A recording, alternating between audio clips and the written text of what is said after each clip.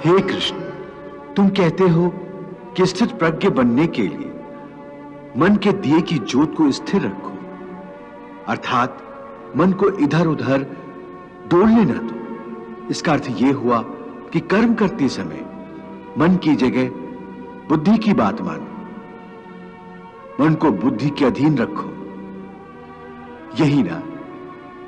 नहीं अर्जुन, केवल बुद्धि पर भरोसा करने में भी खतरा है, इसलिए कि विनाश काल आने पर तो मनुष्य की बुद्धि भी भ्रष्ट हो जाती है।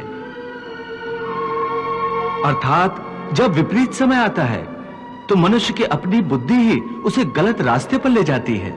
हे मधुसूदन, मनुष्य न तो अपने मन की इच्छा अनुसार कर्म करे, न ही बुद्धि की सलाह माने, तो फिर मनुष्य बेचारा करे तो क्या करे? ऐसी स्थिति में अपनी प्रवृत्ति के विरुद्ध कोई कैसे जीवन व्यतीत करेगा? हे मधुसूदन, मुक्ति और मोक्ष का रास्ता अपनाने के लिए कोई मनुष्य अपनी प्रवृत्ति को कैसे बदल सकता है? इसका कोई तरीका मुझे बताओ। प्रवृत्ति को बदलने से पहले यह जान लेना आवश्यक है कि प्रवृत्ति कैसे बनती है। हे अर्जुन, मनुष्य जन्म से ही अपने साथ सत्व, रज और तम 3 गुणों को लेकर पैदा होता है। इस सृष्टि की रचना इन्हीं 3 गुणों के आधार पर की गई है।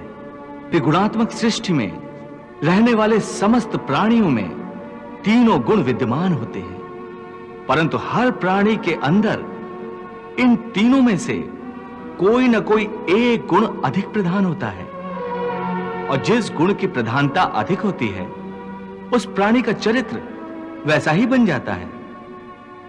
रजोगुण प्रधान पुरुष को ऐश्वर्य, ठाट बाट और राजपाट की लालसा होती है। तमोगुण वाला आलसी और प्रमादी होता है। द्वेष, क्रोध जैसी नकारात्मक भावनाएं उसमें कूट कूट कर भरी हुई होती हैं। और सत्व गुण वाला? सत्व गुण ही उत्तम गुण है। सात्विक मनुष्य सीधा और सच्चा होता है। वैसे तो हर मनुष्य के स्वभाव में ये तीनों गुण कुछ न कुछ मात्रा में होते हैं, परंतु जिस मनुष्य में जो गुण प्रधान होता है वो वैसा ही हो जाता है। उसकी जैसी प्रवृत्ति होती है वैसी ही रुचि हो जाती है। सो हर मनुष्य अपनी प्रवृत्ति और अपनी रुचि के अनुसार ही काम न करता है।